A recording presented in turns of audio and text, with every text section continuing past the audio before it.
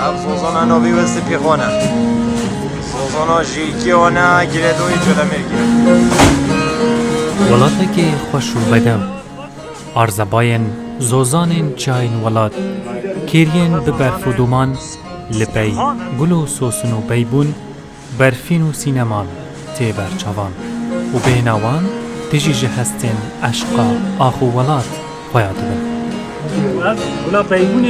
Bi rengê ku me plandanî bû me torek nava rengîniya welat avêdin.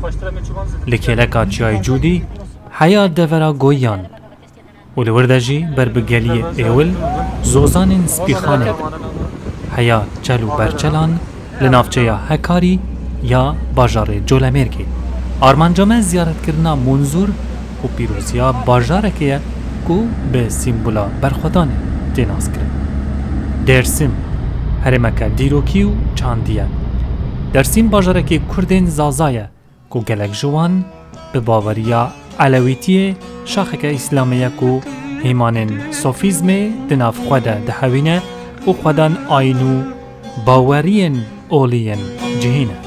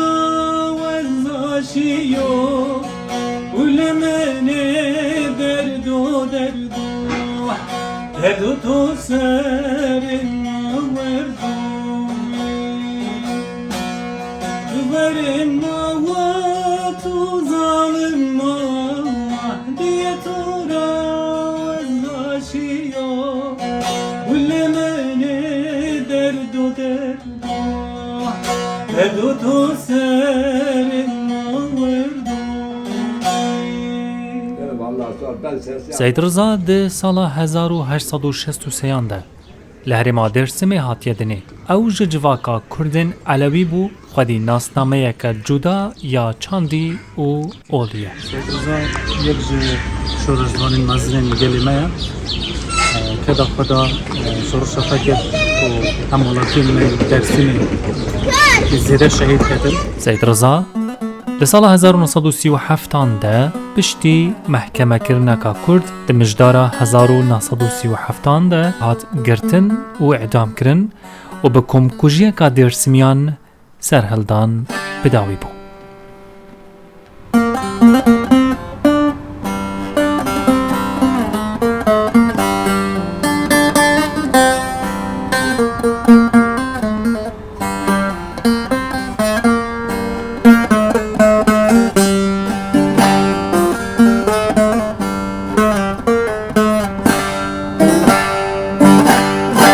Li vî bajarê bêhna kurdatiya resentê dengê derwêşê Dêrsimiyan Mikailê Aslan û Sazawî tê guhdar kirin.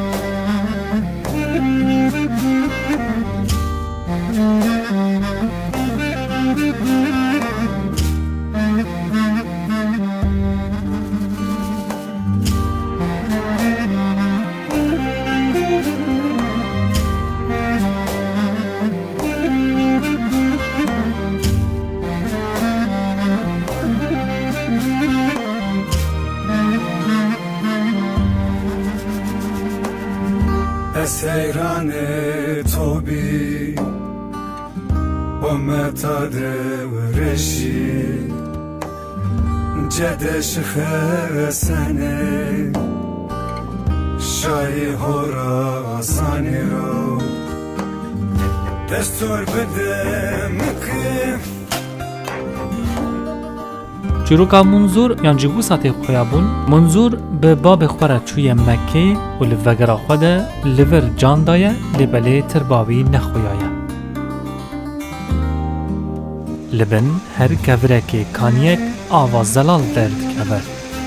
لبنیا چیای منظوری افکانی روبارک مزن چلیکه و چمه منظوری دهرکه و به هلبستا ریچنتا لدورا چمه منظوری بهناتتی جه چیاین درسن.